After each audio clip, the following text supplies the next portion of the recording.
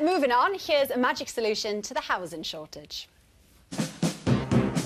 These men and women are all new recruits on a mission to help dig the building industry out of a hole. Because when we plunged into financial recession, the construction industry laid off thousands of workers. And now that things appear to be on the up, well, there just aren't enough skilled workers to fill the vacancies. I've come to Newcastle, where a huge building project to widen the A1 is underway.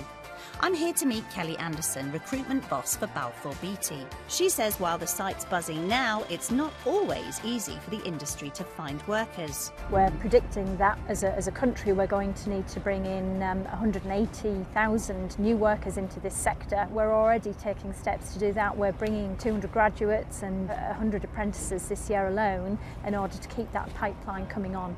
A recent survey of the building industry found that 85% of firms struggle with recruitment, while 72% report a shortage of bricklayers.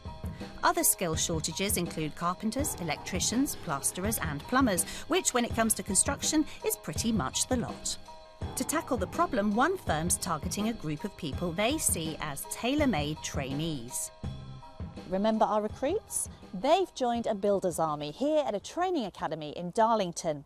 But they're not just any old recruits.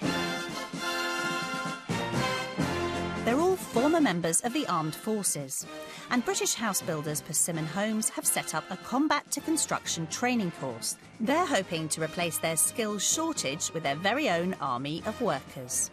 And today is day one for their latest batch of recruits.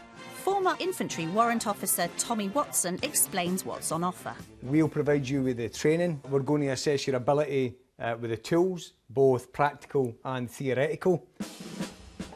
It's not long before these recruits get to down pencils and up tools.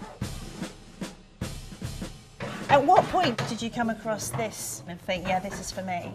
Halfway through last year, I see it on the Facebook page, Jobs for Sappers, got in touch, I'm here now.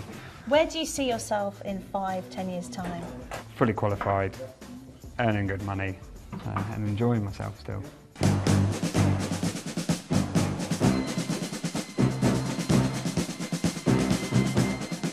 Carl, I'm going to interrupt you. Tell me about your army career.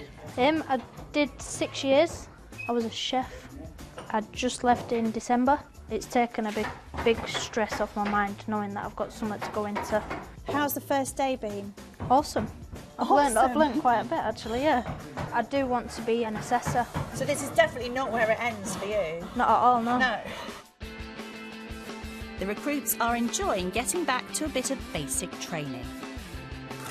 I think this is a lot harder than it looks. Yeah, so do I have to say. So you do a lot of courses in the army, but it's learning new skills all the time. It does mean that you have to pick things up fast. I think that's probably why these guys are all probably going to get on well. Better put your brick on there. Yeah.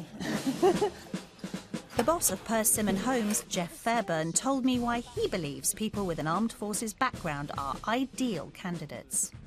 They've got good communication skills, they work well with other people, but above all, their commitment and their attitude is fantastic. Cynics might look at this and they might think, oh yeah, you know there's 12 to 15,000 people coming out of the army, need a job, we can get them cheap.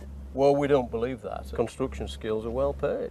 Productivity is how they make the money, so the more they produce, the more they earn. So it's down to an individual really to determine exactly how much they can earn on a weekly basis. So it seems everyone's a winner. Let's hope our recruits are building a solid foundation for long-term careers in the construction industry.